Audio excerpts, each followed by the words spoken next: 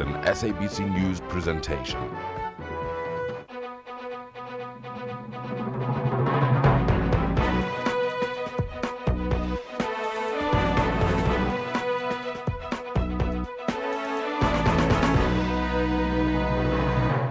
Good morning and welcome to our midweek edition of our parliamentary news program, A View from the House. My name is Asanda Mbeche. We've got a full program this morning. Coming up first, rhino poaching is on the increase in the Northwest Province, but the Minister of Environmental Affairs says government is making progress in curbing the scourge. Still on poaching, the Department of Agriculture, Forestry and Fisheries says it's not winning the war on poaching at sea. Later in our program, we'll bring you a fiery debate during member statements in the National Assembly. Let's first go to the Northwest Province. Rhino poaching in the Northwest Province has reached alarming proportions. The Northwest Legislature has learned that rhino poachers are colluding with government officials. DA leader in the Northwest, Chris Hatting, told the legislature that out of 179 permits issued, 141 were illegally issued by government officials. Mutupi Sekaku and cameraman Mazis Fani compiled this report.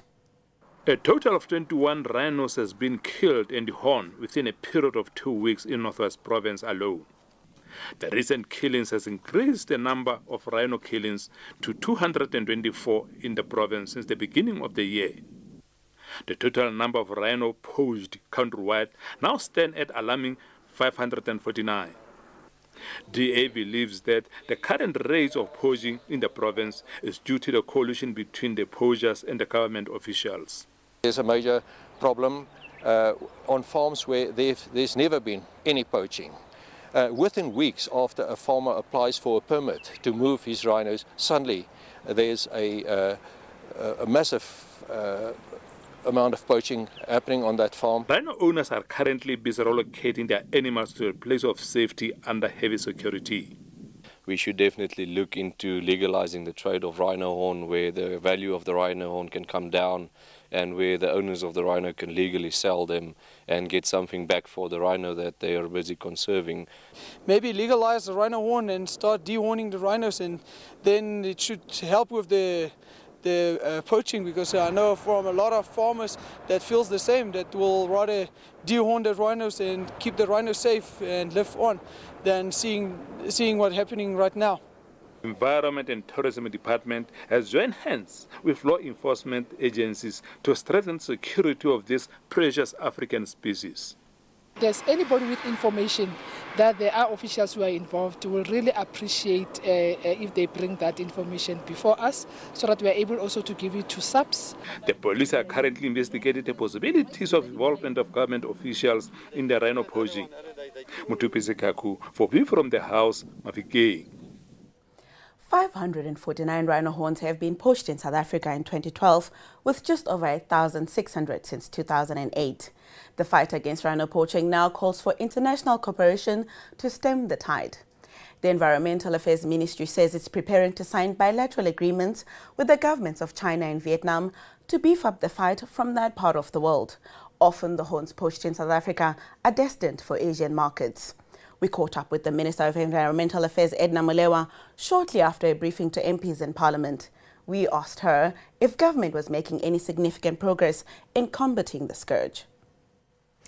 Let me start by saying that the scourge of rhino poaching started quite a while ago, around 2008, 2006, between 2006 and 2008.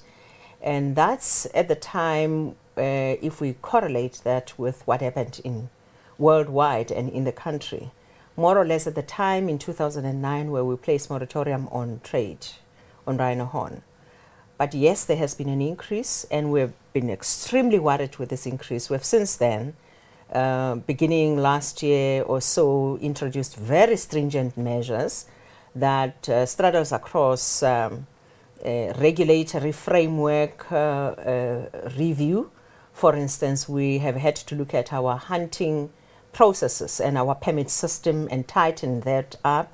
But we've also looked at the most important thing, the policing law enforcement agency, and we were very happy indeed that the South African government came to the fore with the special teams the hawks, and everybody is on there. And since then, we have begun to see right from the regulatory framework that there has been, yes, we have also attended to international relationships and trading with other countries, and not trading, talking to other countries, but also prohibiting hunters from other countries.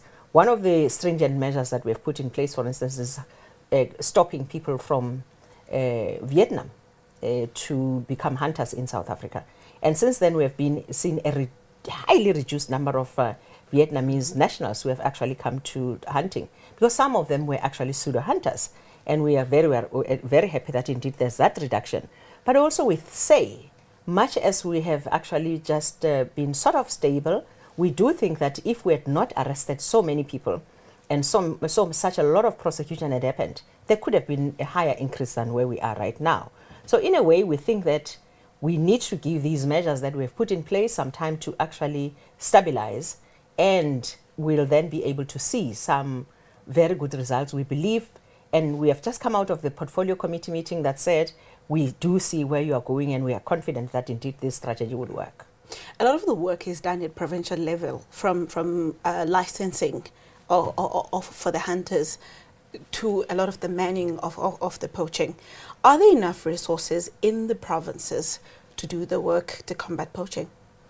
We actually acknowledge that we operate as a country, and naturally that means, therefore, the national department, as a lead department working with other national departments, then provide support to provinces as well. In that regard, we have started a process which is almost to be completed, of putting together a national system of data collection, of actually even being able to say, as a national government and as national department, we do actually concur and we agree with that kind of a permit that has been given to that particular hunter, or we do not agree. So that checking in system is there.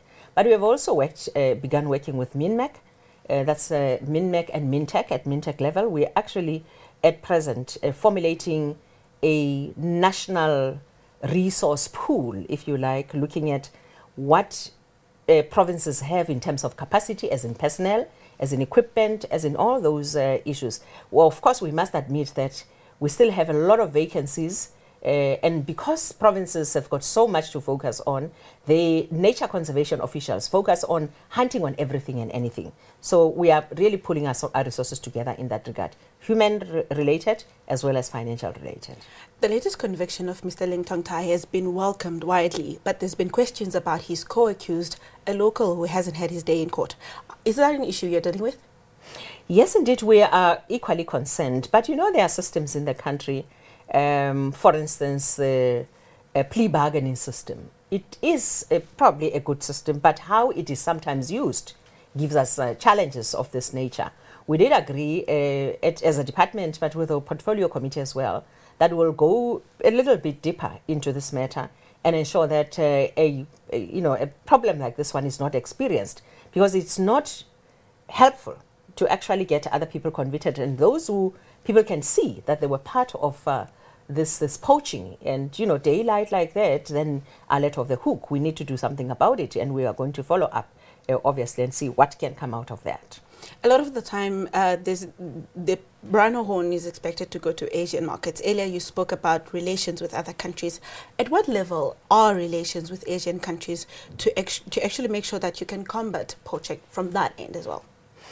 We have actually been doing a whole lot of work. Amongst others is just the market analysis. We have a first outcome of a first phase of the study, just analyzing where in this whole world has the market increased all of a sudden. But we also do know that countries like Vietnam, countries like China, East Asian, amongst the East Asian countries are actually, of course, China is not officially like that.